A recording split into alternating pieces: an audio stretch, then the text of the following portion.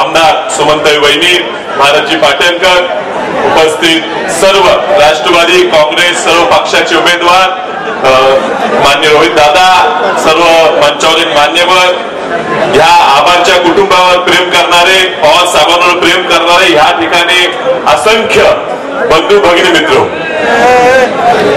तुमची अपेक्षा स्वाभाविक आहे की आज भाषण जोरदार झालं पाहिजे. आणि आता साहेबांनी सांगितलं की 2020 त्यांनी खेळलेली आहे, अजून तांत्रिक मुद्दे भरपूर पवार साहेब मानतील. तर मी तुम्हाला आज जरा वेगळा पद्धतीने विनंती करणार. माझे वडील वारले तेव्हा मी अवघ्या 25 वर्षाचा होतो आणि 25 वर्षाच्या वयात आपल्यावरून करता पुरुष आपल्या सर्व कामाची पुढची जबाबदारी घेणारा व्यक्ती आमच्यावर असलेली सावली ही 25व्या वर्षी गेल्यावर काय वेदना झाल्या ते माझं मला माहिती. आणि अशा परिस्थितीत काही लोक आपल्या मदतीला येतात आणि काही लोक त्यावेळेला संधी साधून आपला तरुणपणातच वध करायचा प्रयत्न करतात. आता मी 25 वर्षाचा होतो, आज रोहित दादा 25 वर्षाचे आहेत आणि त्यांचे वडील जाऊन आज जवळजवळ 9 वर्ष झाली. वयाच्या 15-16 वर्षी वडिलाचा आधार गमावल्यावर त्यांच्या मनात त्यांच्या आयुष्यात काय अडचणी आल्या असतील ह्या आपण फक्त विचार करू शकतो. आपल्याला माहित नाही. या परिस्थितीत आपल्याकडे वेगवेगळ्या पद्धतीचे लोक येतात. कोण चांगलं सांगते, कोण वाईट सांगते, कोण चांगला सल्ला देते, कोण फसवायला सल्ला देते. लोकांच्या अपेक्षा असतात. दिसताना दिसतोय पण कवळं मन. आणि ह्या परिस्थितीत तुम्ही विचार करा की ही सगळी जबाबदारी फक्त तुमच्या एका मतदारसंघाची, एका तालुक्याची नाही. आबा आपले आहेत, आपल्याला वाटत होतो आपल्या तासगाव तालुक्याचे आबा, तासगाव कवठा मंकाळ मतदारसंघाचे आबा, पण आबा तुमच्या पुरते मर्यादित नव्हते. फक्त तुमच्या गोरगरिबांचे कामासाठी आबा राबत नव्हते. आम्ही अडचणीत असताना, वसंतदादा कुटुंब अडचणीत असताना सुद्धा आबा पळून यायचे. राज्यात वसंतदादांना मानणारा, पवार साहेबांना मानणारा जो जो वर्ग आहे त्या वर्गापर्यंत आबांनी आपलं काम पोहोचवलं, प्रेम पोहोचवलं, आधार दिला. महाराष्ट्रभर अशी लोक आहेत ज्यांना आबांचा आधार होता आणि आबा वारल्यानंतर त्यांच्यावर डोंगर कोसळत होता. त्यांची अपेक्षा ह्या रोहित दादाकडनं होती. अवघ्या 15-16 वर्षाच्या पोराकडनं 9 वर्ष रोहित दादा आमदार नाही, खासदार नाही, साधा नगरसेवक नाही, पण 9 वर्षात त्यांनी महाराष्ट्रात, फक्त तासगावात नव्हे महाराष्ट्रात स्वतःचा एक वेगळा नावलौकिक कमवला. हा तुमच्या सगळ्यांच्या आशीर्वादाने, प्रेमामुळे. हे विसरून चालू. आज तुमच्या आमची सगळ्यांची जबाबदारी आहे. एवढ्या तरुण वयात ह्या व्यक्तीला एवढी मॅच्युरिटी आलेली आहे, एवढी परिपक्वता आलेली आहे, ह्याला सांभाळून घ्यायची जबाबदारी आज तुम्हा आमची आलेली आहे.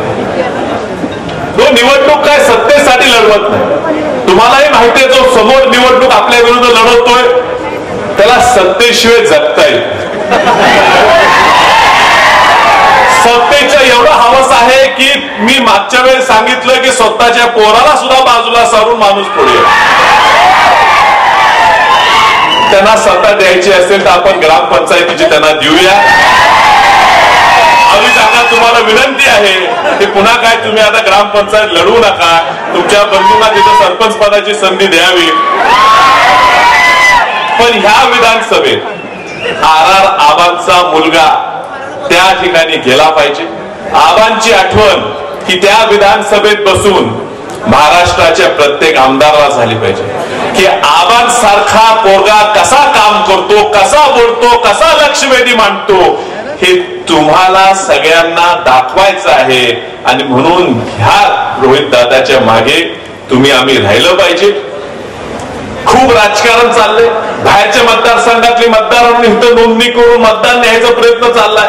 आपण जास्त ताकद लावली पाहिजे.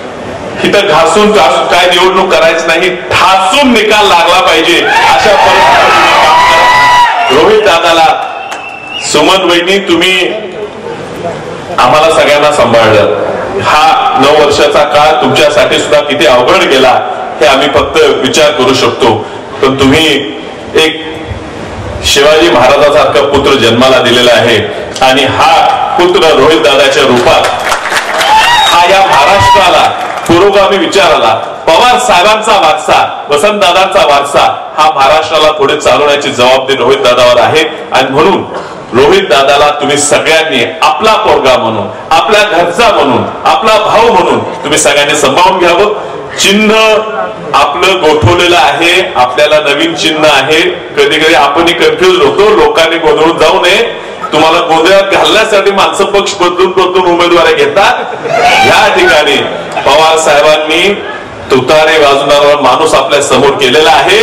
त्या तुतारे वाजवणाऱ्या माणसाच्या चिन्हासमोरील बटन दाबून रोहित दादांना प्रचंड मताने निवडून द्या, एवढी तुम्हाला या ठिकाणी विनंती करतो आणि आपली रजा घेतो. आणि आता विनंती करतो खासदार साहेब, धन्यवाद. तोटेबाई सोडून थोडा कोटेमंका मतदारसंघाचे एक प्रतिनिधी म्हणून आदरणीय अनिताताई सगळे वहिनी 2 मिनिटं बोलतील. आज रोहित दादाच्या प्रचारासाठी उपस्थित असलेले शेतकऱ्यांचे कैवारी, देशाचे नेते पवार साहेब, आत्ताच ज्यांनी आपले मनोगत व्यक्त केले, आपल्या सर्वांचे लाडके खासदार विशाल दादा, आपल्या सर्वांच्या लाडके आणि लोकप्रिय आमदार सुमनताई, आमदार अरुण अण्णा लाड, उपस्थित सर्व व्यासपीठ, उपस्थित बंधू आणि भगिनींनो, तासगाव कोटेमंका मतदारसंघ हा राज्यात आणि देशात एक आबांचा मतदारसंघ म्हणून ओळखला जातो.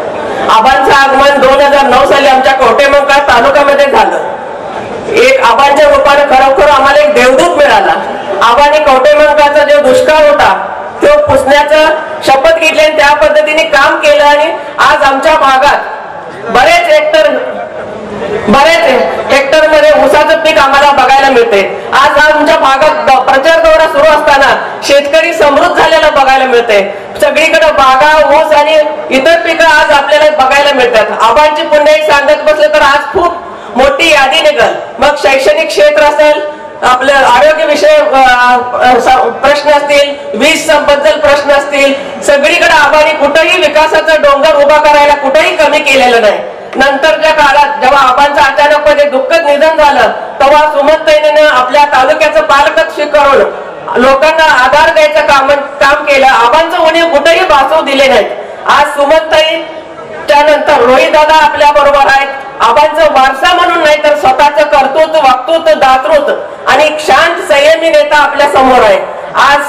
आज आपल्याला माहित आहे लाडक्या बहिणीच्या योजनेला आपल्याला पैसे मिळत आहेत. खरं मला आपल्या सगळ्यांना सांगायचं आहे, जे महिलांना मुख्य प्रवाहात वाहून घेतलं तर पहिल्यांदा कोण केलं असेल ते पवार साहेबांनी केलं. महिला धोरण आखण्यामध्ये पवार साहेबांनी जेव्हा मुख्यमंत्री होते तेव्हा पहिल्यांदा त्यांनी महिलांना आरक्षण देऊन आज आपल्याकडे बघतोय आपण बरेच महिला सगळ्या पदावर असलेल्या दिसतात. कधी सरपंच आहेत, कुठं बँकेमध्ये आहेत, सगळीकडे आज हे सगळी कृपा आपल्याला पवार साहेबांच्या मिळा आज आपल्याला एवढं मान सन्मान मिळालेला आहे. आज आपलंही सरकार 3000 तुम्हाला महिन्याला देणार आहे. तर ह्या भूलथापेनं आपल्या महिलांनी कुठेही बळी पडू नका. आपलं बहुमोल मत हे एक चांगल्या माणसाला रोहित दादाच्या पाठीशी उभा करा. नक्कीच रोहित दादा आपल्याला चांगला काम करून दाखवाल, आपल्याला संपूर्ण वेळ देणार आहे. तर सगळे लोकांना, वडीलधाऱ्यांना, ज्येष्ठ मंडळी एवढंच सांगायचं, आपल्याकडे आता फक्त 5 दिवस आहेत. आपण सगळ्यांनी तन मन सगळं मन लावून 5 दिवस रोहित दादासाठी दिवा. नक्कीच मला खात्री आहे रोहित दादा आबांच्या पावलावर पाव ठेवून पुन्हा एकदा तासगाव कोटेमंकाचं नाव लौकिक वाढवणार आहे. पुन्हा एकदा तेच वैभव आपल्याला मिळणार आहे. तर 20 तारखेला सगळ्यांनी तुतारी या चिन्हासमोर बटन दाबून प्रचंड बहुमताने निवडून द्या. एवढंच सांगतो. जय हिंद, जय महाराष्ट्र. धन्यवाद अनिताताई सगळे. आणि